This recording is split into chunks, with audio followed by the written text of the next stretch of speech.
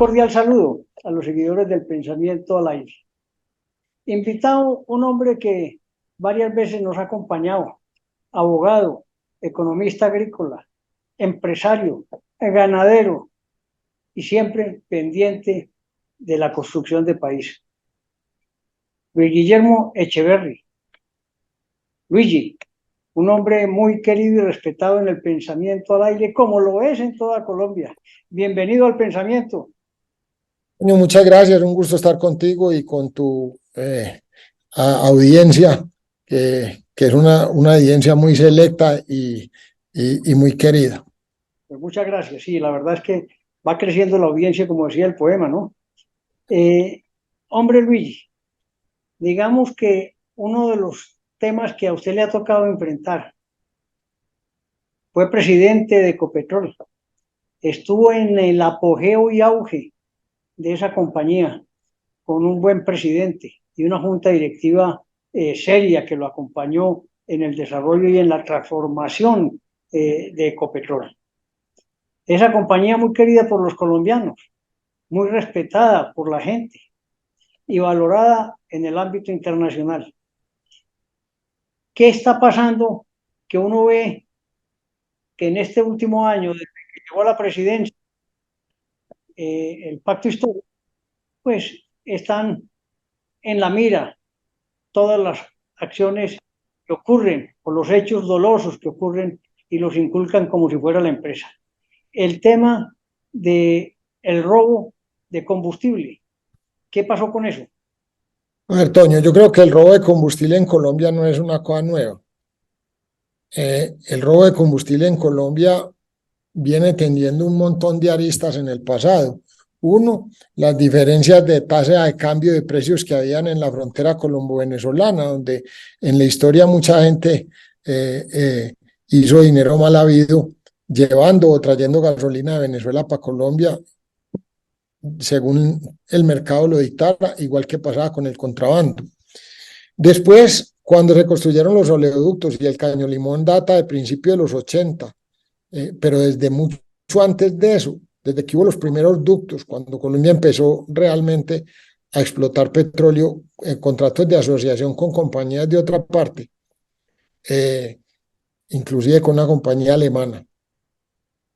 El ELN empezó a atacar el oleoducto, e incluso hay referencias históricas de que en ese entonces esa compañía transó con el ELN y hasta les dio armas y bueno, en fin, para que no lo siguieran extorsionando.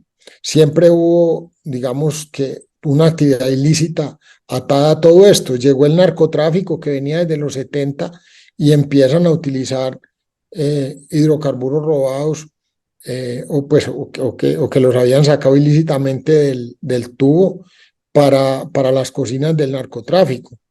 Viene la década de los 80 y los 90 y todas estas organizaciones criminales se convierten en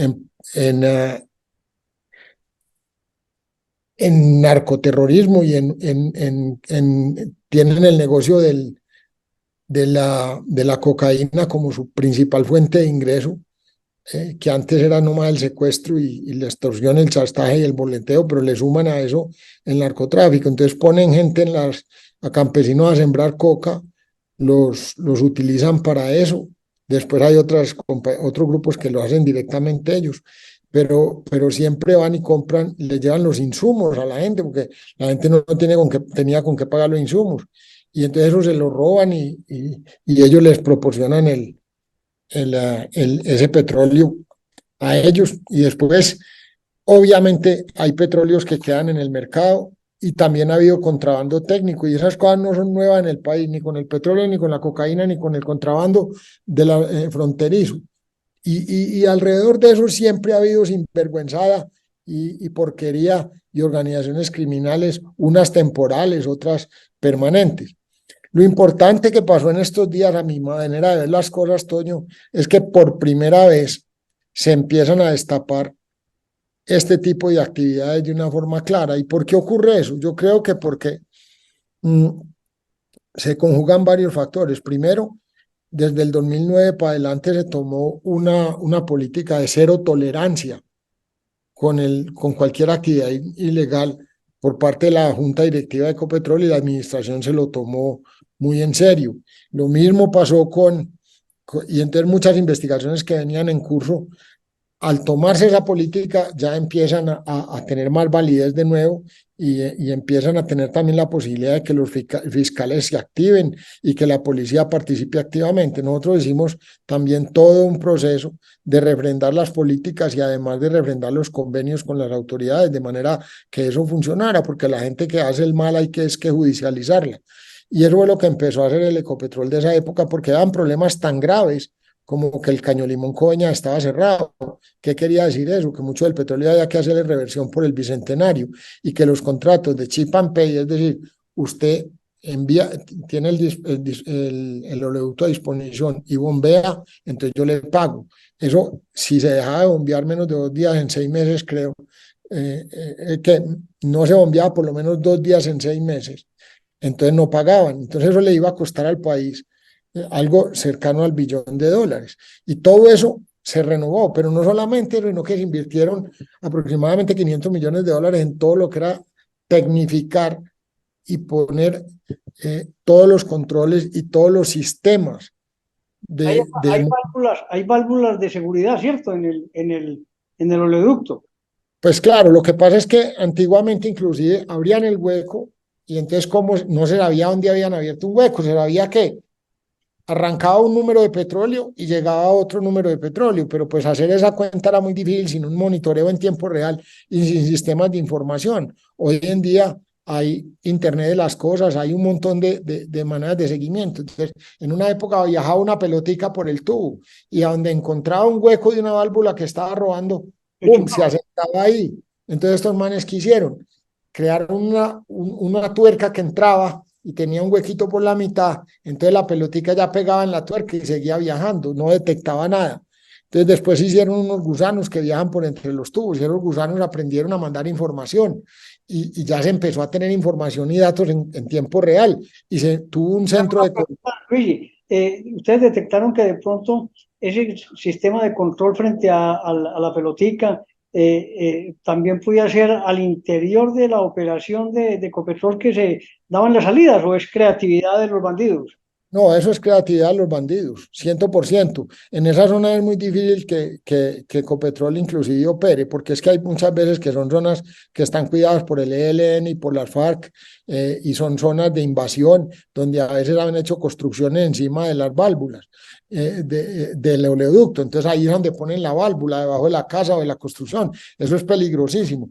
Todas esas cosas se han tratado de combatir, pero hay una correlación, Toño, directa entre las épocas de negociaciones con los grupos criminales y los atentados contra la infraestructura energética en general del país, torres, oleoductos, todo en general.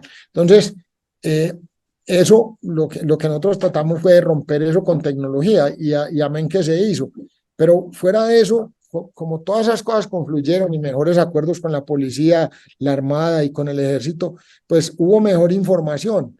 Y también hubo quejas de industriales que estaban teniendo problemas en la zona de Vasconia. Entonces, todo eso se sumó para que las autoridades actuaran y empezaron y descubrieron temas como este que acaban de denunciar, que no es nuevo, era una investigación de 2013, 2016, que realmente después de pandemia fue cuando se logró llevar a cabo a fondo y detectar que habían compañías que eran subsidiarias de contratistas de una empresa de Ecopetrol.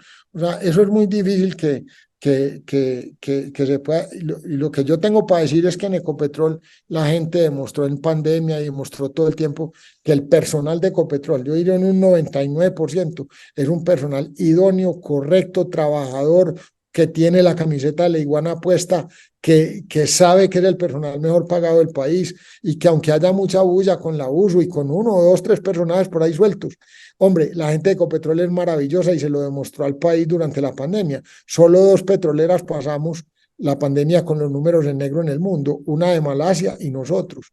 Entonces, ¿y eso por qué fue? Por la gente. Es que las compañías son la gente. La gente de Ecopetrol es extraordinaria. Obviamente en todos los cargamentos puede haber una manzana rota, pero como en todo, que la pague el que la haga. pero decir que una compañía que es la que precisamente ha estado habilitando que esa información y que las autoridades puedan hacer su trabajo sea culpable, como lo dijo el presidente de la República y como lo dijo el ministro de Hacienda, pues es muy grave porque eso tiene incidencia en los mercados y además es falso. O sea, esa es la realidad. Muy bien, vamos a hablar de la, digamos, cómo surge esa compañía. Esa compañía hacía la ficción desde Venezuela también trayendo petróleo a la mitad. ¿Cómo era ese entramado que organizaron?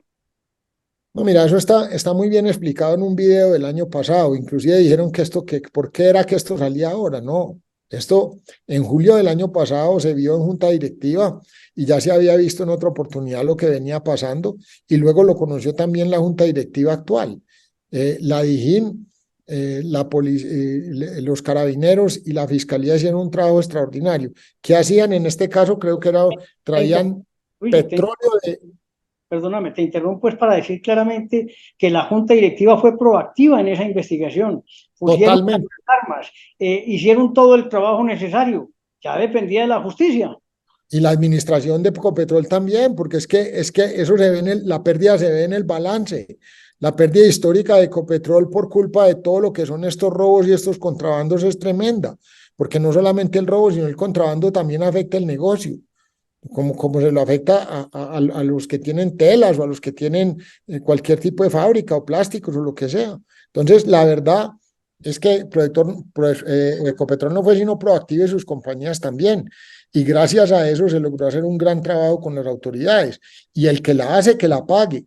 Pero pues no se puede condenar a todo el empresariado nacional porque hayan unas compañías, algunas de ellas inclusive clandestinas. Yo leí por ahí que una operaba es que en una panadería. Bueno, en fin, también hay una compañía que se llama Gumbor que estuvo y que tenía negocios con Ecopetrol, que estuvo vinculada a eso, seguro por algún funcionario de ellos que resultó corrupto, pero no por eso se puede condenar a todo el mundo. Ahora, que estas cosas se sigan sacando a la luz pública, excelente. Ahora, que Ecopetrol tenga la culpa, no es todo lo contrario.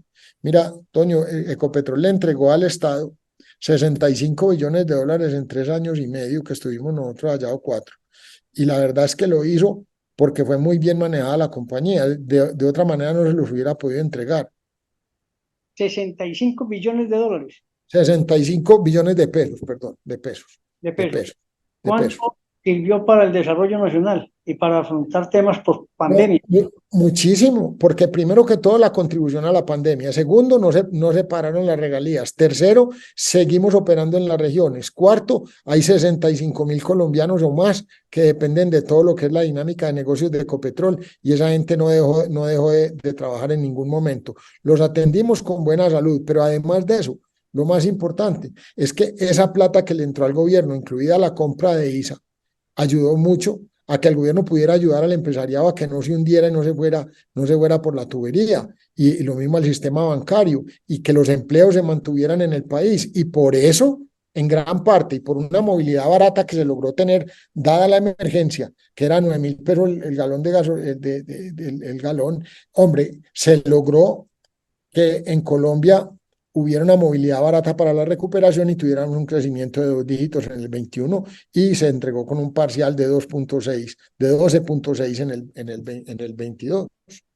Una maravilla, son resultados increíbles. Yo creo que es la compañía que más rentabilidad ha generado en Colombia, sin duda alguna, ¿no? No, correcto, además es un negocio que da para eso, pero tiene que estar muy bien manejado y muy bien calibrado. Y obviamente estas bullas y este tipo de cosas falsas y estos pronunciamientos irresponsables, igual que el de decir que no se van a hacer más exploraciones, o el haber parado el fracking, o el haber cerrado los pozos de gas en la costa Caribe, pues es tremendo, porque anuncian que van a hacer energías alternativas. Yo pregunto, por ejemplo, ¿cómo van a hacer hidrógeno si no tienen gas? Y el gas venezolano no le sirve a Colombia ni hay la infraestructura para traerlo. Entonces, todo es una serie de falacias populistas con las cuales al mercado le hacen mucho daño, porque usted al que va a invertir en su compañía no le puede decir mentiras, ni le puede dar un estimado alegre de lo que va a ser el futuro, le tiene que hablar con objetividad. Muy bien, pero volvamos a algo que quedó pendiente y es cómo operó esos barcos transportadores de petróleo que venían a la mitad y se llenaban aquí. ¿Cómo fue todo eso? Pues eso lo estaban haciendo, yo lo que he leído, o sea, Yo conocí el informe en la forma en que llega a la junta directiva, ¿cierto? Sí, sí, sí. Y se tomaron las decisiones de no seguir negociando con esa compañía y que las otras compañías no las conocíamos. Se aclaró que nadie de Ecopetrol estaba involucrado en eso y Ecopetrol se declaró víctima en el proceso. Ahora, ¿cómo opera eso, hombre, Toño? Yo creo que es lo mismo, con papeles falsificados, como opera la gente que trae la papa de contrabando del Ecuador. Igual, igual. Es la misma cosa. Eh, Eso es. con esas compañías extranjeras que hicieron eso y nacionales, también estaba metido el ELN, ¿no?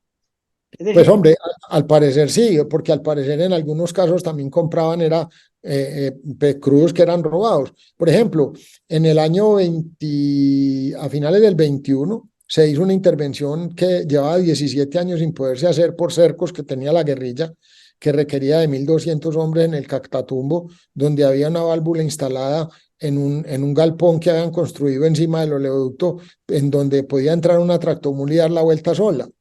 no te puedo creer. Y eso era, esa sola válvula le costaba 70 millones de dólares a la compañía. Entonces, pues para que te hagas una idea, claro que hay petróleos regados por toda parte de lo que era el robo, pero eso se ha venido trabajando significativamente y gran parte de la inversión que se hizo en la compañía, que fue en los procesos administrativos, en el seguimiento de la eficiencia, en todo lo que es el bombeo, la extracción, la refinación y todo eso, también se invirtió en seguridad, lo cual es muy importante. Ok. Hombre, todo esto también lleva a recordar épocas difíciles de Colombia, cuando el ELN permanentemente explotaba las tuberías y generó un daño ambiental que todavía creo que no se recupera. Es que eso sigue pasando, Toño. O sea, lo To- triste de eso es que eso todavía sigue pasando. Lo que pasa es que, por ejemplo, el Caño Limón estuvo cerrado por la cantidad de ataques que habían, pero durante las negociaciones de La Habana y todo ese periodo del segundo gobierno de Santos. Pero, Toño, el problema no es solamente ese. El problema es que eso sigue ocurriendo, porque a la cocaína le echan combustible y el combustible robado le sale más barato que el que tiene que ir a comprar.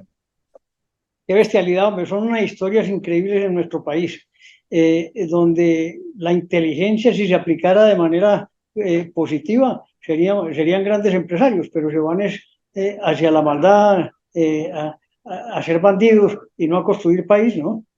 Claro, ¿no? Y hablan que si gente de bien, las personas de bien dejan de ser de bien el día que la embarran. O sea, el día que hacen algo contra la ley, ese día dejan de ser personas de bien. Entonces, esa carreta irónica del populismo de que no, que es que mire que la gente de bien es la mala, mire lo que están haciendo. No, hombre, por Dios. Y entonces vamos a tapar lo del ELN, vamos a tapar otras cosas con esto. No, el que la hace, que la paga. Y el que se tuerza, se torció y que te que ir a, y si te quiere a la cárcel, para la cárcel se va. Esa es la realidad de la vida.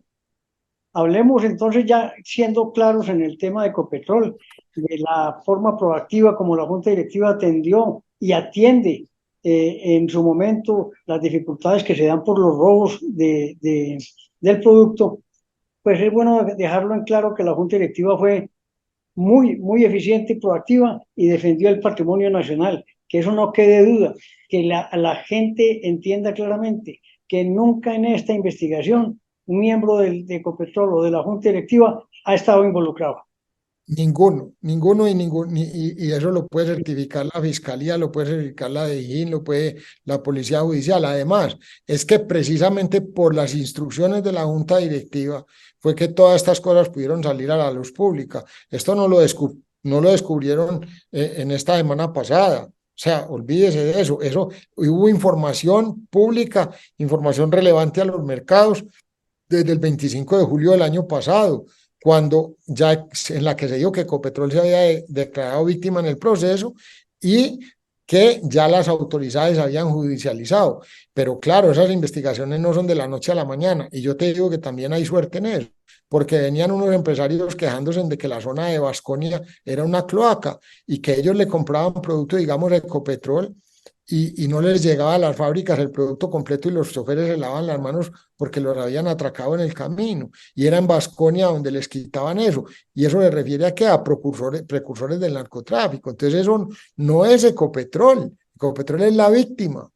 Y vuelvo y repito, La gente de Ecopetrol es muy buena, como en todas partes podrá haber una oveja negra, pero en Ecopetrol la gente trabaja por el país y con la camiseta puesta. Eso es lo que yo conocí. Inclusive todo lo que se habla del sindicato, de la USU, esa gente es buena, esa gente quiere trabajar y quiere trabajar por el país. Lo que pasa es que aquí a veces hay cierta contaminación ideológica que los obliga a tomar posiciones o se benefician de posiciones Mm.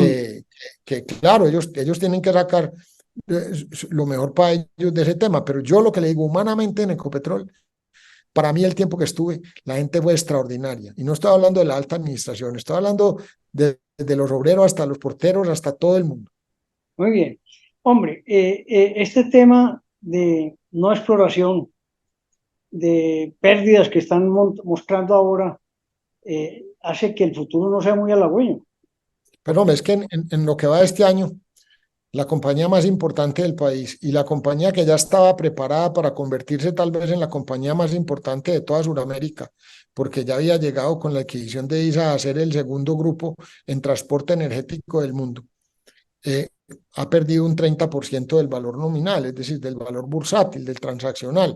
Y yo no sé en cuánto se traduzca eso en el valor real hacia el futuro, pero sí sé que eso ha oscilado entre un 30 y un 56%, lo cual es muy grave, Toño, porque es que esa compañía es una compañía que requiere, y ese tipo de negocios de energéticos requieren de un gran capital de inversión en CAPEX anual. Por lo tanto, digamos que la caja de esas compañías tiene que estar sana y la acción tiene que estar bien valorizada y la reputación tiene que estar clara, porque en el momento en que hay que ir a pedir plata prestada temporalmente o emitir bonos en el mercado, tiene que tener la credibilidad del caso. Entonces, todo este tipo de anuncios hieren el alma del funcionamiento de esa compañía, que es la más importante del país. Es que Ecopetrol le caben en la barriga a todos los grupos económicos del país.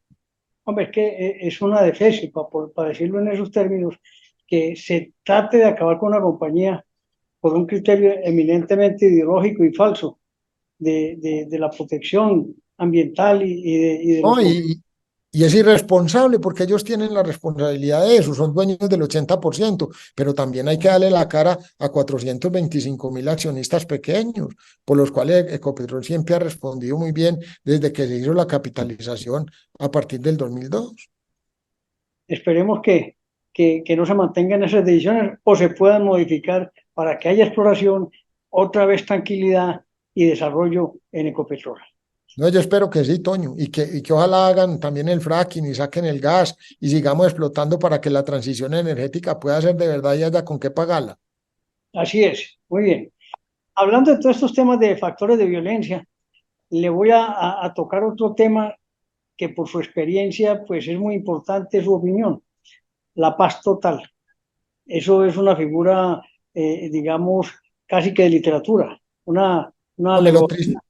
lo triste es que aquí los políticos han convertido el ideal de la paz en una bandera política eh, para venderse. Y eso no es nuevo. El que más lo ha explotado y mejor lo ha explotado el señor Santos, pero eso no es nuevo, eso lo empezamos a hacer desde tiempo atrás. Toño, con el terrorismo no se negocia. Las culturas y las naciones civilizadas no negocian con el terrorismo porque ya saben que ahí no hay negocio posible. Ellos tienen que hacer prevaler el Estado de Derecho, la legalidad. Y cuando alguien obra de hecho y recurre al delito, eh, es imposible que haya un negocio entre la legalidad y la ilegalidad. Eso es utópico, eso no es real. Lo que el país necesita es convivencia, esa convivencia demanda seguridad ciudadana. Entonces, es muy claro, lo que nunca se le ha dicho no, lo que hay que decirle y seguirle diciendo a esta gente en claro es, venga, si quieren estar en democracia, acójanse a las reglas de la democracia, pero no vengan a cambiar las reglas de la democracia a su conveniencia para que ustedes no respondan por los delitos, ni nadie responda por los delitos si se siente un precedente hacia el futuro, que aquí cualquiera puede delinquir y después decir que le perdonen porque él quiere un proceso de paz. Entonces, y esto de la paz total, pues hombre, es una locura porque primero no existe, segundo, como lo van a solucionar? Tercero, estamos viendo que la justicia ordinaria le han puesto una competencia desleal en las justicias especializadas, que están hechas las medidas para los criminales y no para la protección de los jueces frente a las organizaciones criminales, cual debe ser la denominación de las justicias transicionales en el mundo. Entonces es un tema travesti el que tenemos en Colombia a partir del proceso de Cuba. Y la verdad es que yo no, pues paz total en la sociedad mientras haya incultura y mientras haya incentivos y alicientes al delito, pues es muy difícil de que existan. Entonces, lo que esta gente, si tuviera una intención verdadera, debía hacer era someterse a la ley, pero nunca lo han hecho. Hombre, y consecuentemente está haciendo algo la presidencia de Colombia y es el de los gestores de paz. ¿Cómo puede ser gestor de paz un bandido que está condenado, que ha matado 3.000, 4.000 personas, que ha hecho desastres? Hombre, qué presentación. Eh, eh, al interior de las víctimas reales y al interior de un país. Eso es una mentira, eso es un engaño completo, eso no tiene presentación, Toño, eso es lo más doloroso que podemos tener, porque a la hora de la verdad lo que están es subsidiando el delito y lo que están es creando unas milicias urbanas a partir de la vagancia, del subsidio a la vagancia, en vez de crear oportunidades de empleo con los empresarios y con el sector privado, que somos los que pagamos los impuestos de los cuales viven las personas que trabajan en el sector público. Qué desastre. Mire, pues que lo que estamos hablando ahí son factores que menoscaban el Estado de Derecho en Colombia, Total. afectan la tranquilidad y la convivencia ciudadana y que generan únicamente desazón, caos y violencia. ¿Así lo podemos describir o no? Total,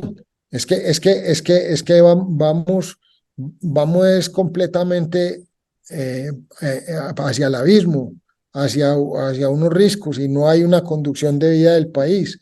eh, porque es que la diferencia entre transformación y revolución es muy berraca, porque es que la revolución parte de la premisa de que hay que cambiar todo lo que había y no construir sobre lo que había. Entonces, no, la revolución nunca ha sido inteligente y ha demostrado ser un fracaso. Y de ahí vienen las enfermedades de la democracia.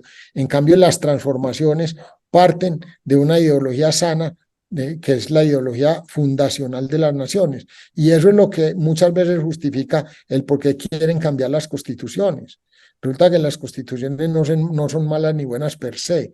Obviamente lo que tienen es que ser bien interpretadas y llevadas por los hombres que tengan esa misión a buen puerto. Pero la verdad es que aquí el ejercicio de la política se ha vuelto, es otra cosa, es un bazar donde la gente que se lanza a la política lo que busca es su propia conveniencia y su enriquecimiento y figuración.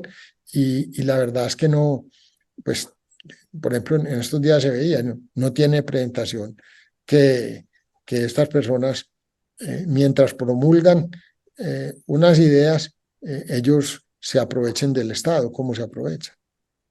Hombre, Luigi, para no quitarte mucho más tiempo por tus ocupaciones, sí quiero preguntarte ahorita que nos metemos de lleno en el tema de elecciones de mitaca o regionales, como se llaman tradicionalmente en Colombia, las elecciones de juntas de acción comunal, consejos, asamblea, gobernadores y alcaldes. ¿Cómo ves ese panorama desde el punto de vista tuyo, no de partido?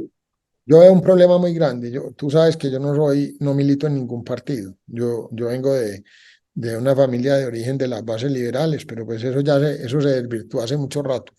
Eh, Toño, yo veo que Colombia necesita partidos serios y no los tiene.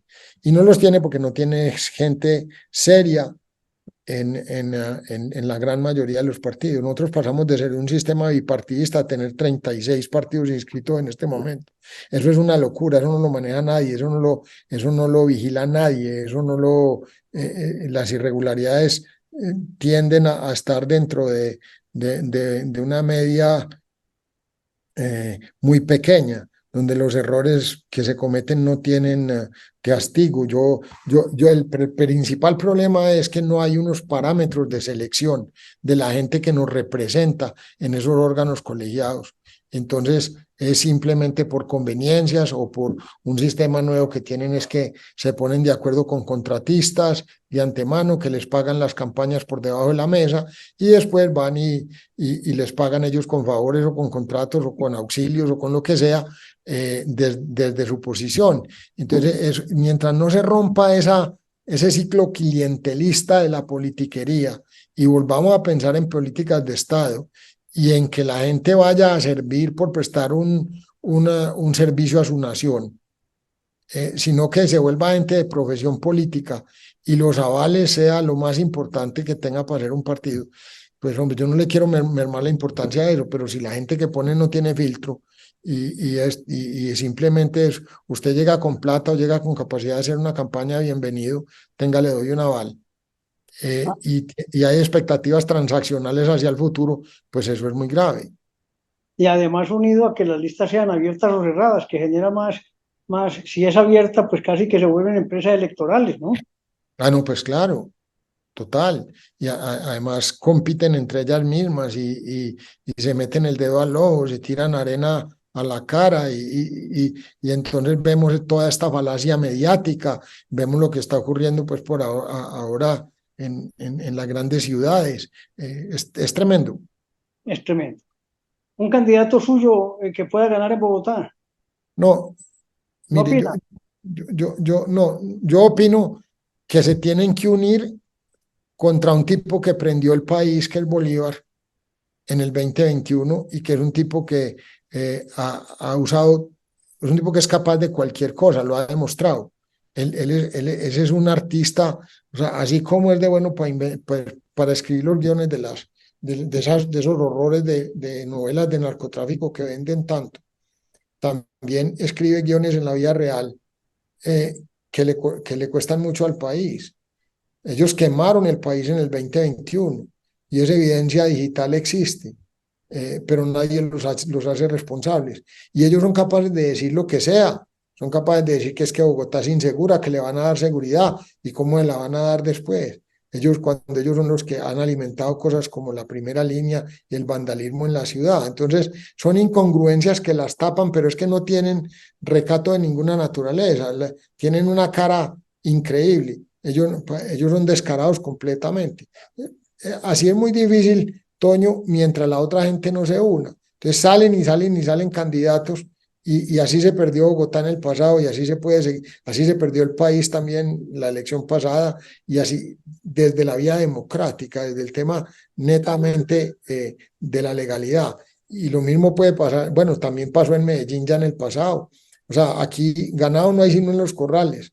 Eh, eh, Hombre, yo veo con muy buenos ojos el hecho de que por primera vez el empresariado va a participar con un candidato en las elecciones, que en el caso de Antioquia es Christian Habeler, y yo no sé si va a ganar o no, pero me parece loable que un empresario sea capaz de decir, bueno, voy a dejar mi empresa de lado, yo no soy contratista del Estado, pero venga, voy a ir a prestar un servicio como se hacía antiguamente en el país y ojalá pues que esas cosas prosperaran porque lo que se necesitan hoy en día son administradores, no políticos, en los entes públicos.